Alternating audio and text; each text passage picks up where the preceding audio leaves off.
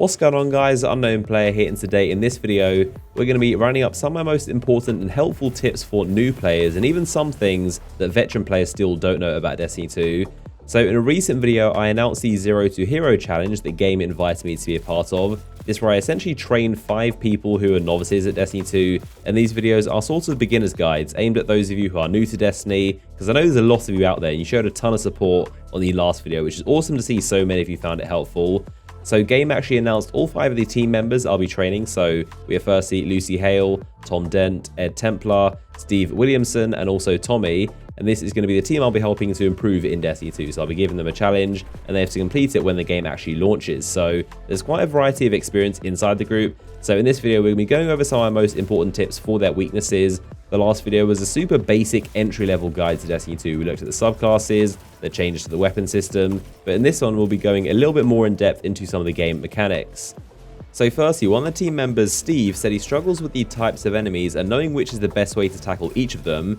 Now, most enemies in Destiny have weak spots. You shoot these for what's called precision damage, shown in the yellow numbers when you hit them, but not every enemy is about simply shooting them in the head. In Destiny 2, some of them have new weak spots a lot of people still don't know about. Now, when it comes to the Cabal enemy, you can shoot them in the head for bonus damage. It's very simple. But on top of that, in Destiny 2, the Cabal now have a new secondary weak spot, and that is a ventilation grill on their back. It's actually a jetpack which you use to fly around. So hitting it does bonus damage to them, and also if you can destroy it, it will blow the jetpack up, preventing them from flying and leaping around, which is actually really helpful in terms of slowing them down. Now, there's also the Cabal Incendiors. Now, these guys have canisters on their back, which you can shoot to explode. That's really helpful for taking out enemies in a big group explosion. But also, if you shoot them normally without blowing up the canister, this canister falls on the floor and then becomes basically an explosive barrel, which you can then shoot to blow up more enemies. So it's a really cool little detail. Now, when it comes to the Vex Robots, these guys are a really interesting set of enemies. Now, with them, you never ever want to shoot their heads off, because if you shoot their heads off, they turn into these fanatic-like zombies that go crazy, they rush you, they shoot a lot faster, and generally are more aggressive. So never shoot Vex heads off, the opposite of most enemies. Instead, their weak spot is the glowing white spot in their belly, so treat that as their head instead.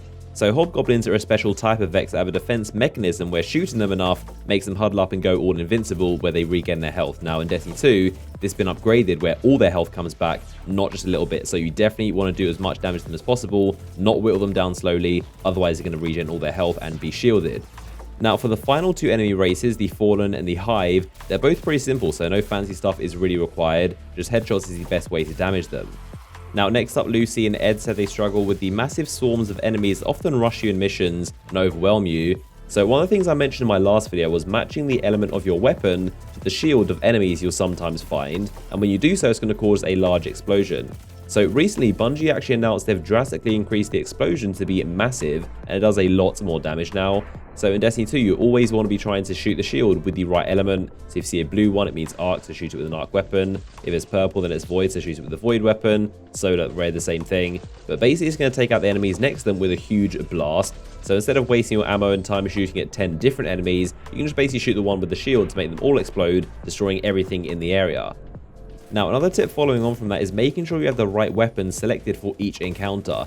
So Destiny isn't a case where you just pick one loadout and use it for absolutely everything. You need to always be constantly looking across your many items and thinking what is the best for the situation.